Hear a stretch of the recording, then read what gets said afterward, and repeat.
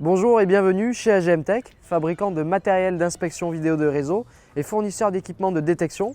Donc nous allons voir aujourd'hui le V-Scan, qui est un appareil qui permet à la fois de localiser les réseaux émissifs, effectuer du traçage réseau et également de localiser les sondes de caméra. Dans cette première partie, nous allons voir l'utilisation du V-Scan en mode sonde, avec lequel nous pouvons détecter les sondes de caméra, les sondes d'aiguilles détectables CERTI ou auto-alimentées.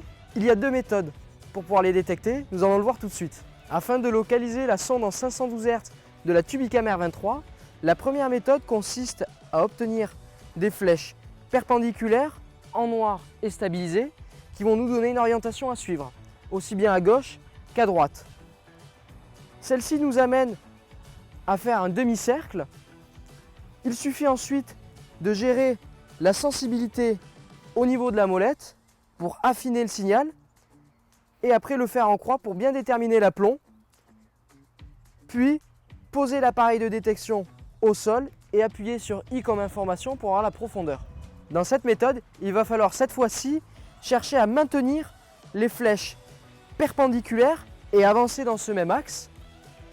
La jauge va augmenter, on va venir au fur et à mesure diminuer la sensibilité avec la molette, puis on va observer une perte de signal avec des flèches qui s'inversent, matérialisant un signal fantôme, puis un pic, et enfin une deuxième perte de signal, toujours avec cette inversion de flèche.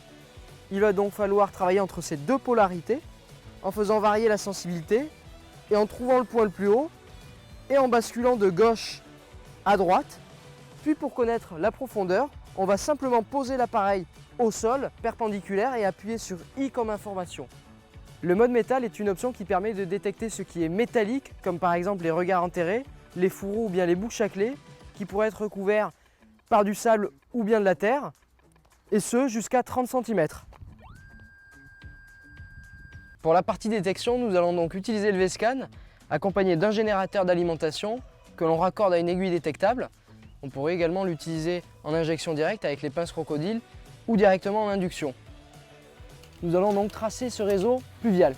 En mode détection, nous allons cette fois-ci tenir l'appareil de cette manière et à l'aide du compas, donc des flèches, nous allons déterminer l'orientation de ce qu'on veut détecter, puis tout simplement les suivre.